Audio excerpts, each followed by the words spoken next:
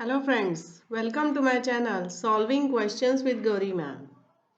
आज हम एक क्वेश्चन सॉल्व कर रहे हैं। ग्राफ बेस्ड क्वेश्चन है। देखो, गेट इकोलॉजी एंड इवोल्यूशन के 2019 के पेपर से लिया हुआ। The relative performance of amphibians adopted to tropical and temperate climates as a function of temperature is shown below. यहाँ पर एक ग्राफ दिया गया है, रिलेटिव परफॉर्मेंस है एंड टेम्परेचर दिया गया है। तो टेम्परेट एम्फीबियन का ये जो सॉलिड लाइन है that is for temperate amphibians, ये यहाँ पर इसका पीक है, मतलब ये इतना कुछ टेम्परेचर टॉलरेट कर सकते हैं, इतने टेम्परेचर पर वो अच्छे से सरवाइव कर सकते हैं। ट्रॉपिकल एम्फीबियन के लिए ये डैश लाइन दी गई है, इनका पीक यहाँ पर है, तो ये टेम्परेट से ज़्यादा टेम्परेचर टॉलरेट कर सकते दिखाई दे रहे हैं। यहाँ पर उनका कुछ पीक है, ठीक है। अभी देखो, assume that global warming will result in an equal increase in mean temperatures over the next 30 years in both regions. अब कहा गया है कि ग्लोबल वार्मिंग होगा तो उस वजह से जो टेम्परेचर इंक्रीज होगा अर्थ का, तो दोनों रीजन में सिमिलर इफेक्ट उसका हो जाएगा। Which of the following statements about the effects of global warming on these two amphibians is most likely? तो हमें ऑप्शंस में 4 दिए गए हैं स्टेटमेंट्स, तो उसमें से कौन सा स्टेटमेंट सही रहेगा जो कहता है कि क्या इफेक्ट आ जाएगा इंक्रीज टेम्परेचर का। अब थोड़ा ग्राफ ठीक से एक बार देखो तो ये समझ सकते हो आप कि टेम्परेट एम्फीबियन कम टेम्परेचर टॉलरेट कर रहे हैं कंपेयर टू ट्रॉपिकल एम्फीबियन। इतनी सी बात आप ध्यान रखो। अब यहाँ स्टेटमेंट्स पढ़ते हैं।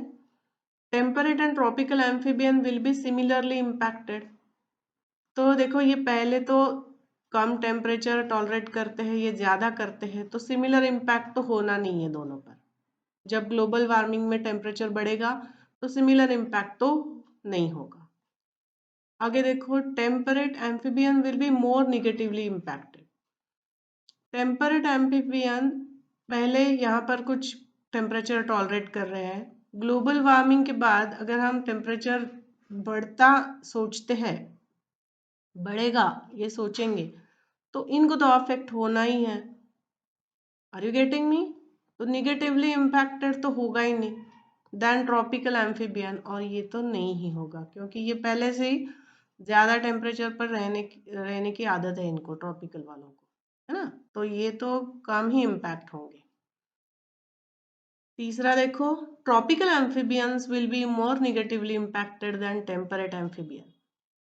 हाँ, तो ये स्टेटमेंट सही रहेगा क्योंकि ट्रॉपिकल पहले से ही ज़्यादा टेम्परेचर टॉलरेट कर रहे हैं, तो अगर थोड़ा बढ़ता है तो इनको ज़्यादा फर्क नहीं पड़ेगा, मगर टेम्परेट वालों को ज़्यादा फर्क पड़ेगा।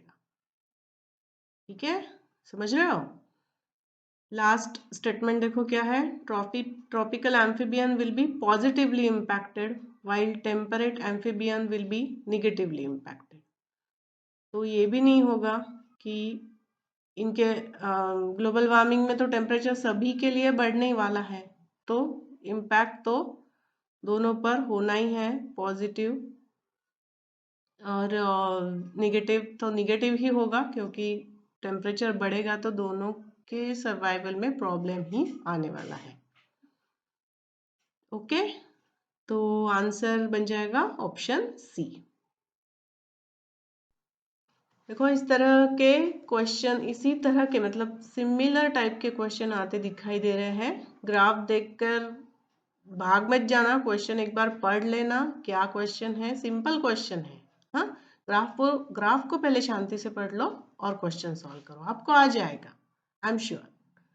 Thanks for watching, all the best.